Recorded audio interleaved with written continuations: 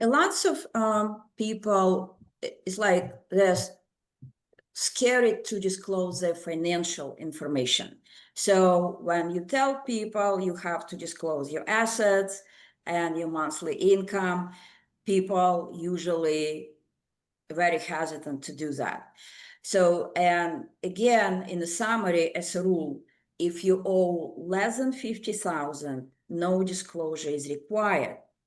And for many people, for example, if you owe more, if you can afford to pay and bring your balance below 50, so it will allow you to get an installment agreement without a disclosure.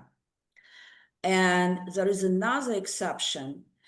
If your balance is over 50,000, but below 250, and you can afford to pay your balance before statute of limitation expires, what is 10 years, IRS can say, okay, if you still can pay, no financial disclosure is required.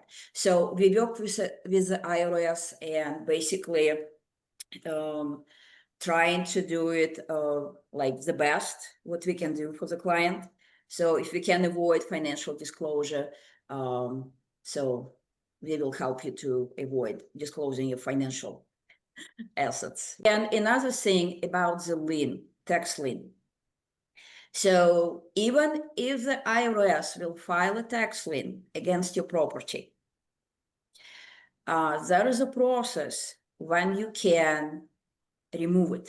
For example, we can call IRS and say the client is going to sell their house and pay the tax from the proceeds from selling the house.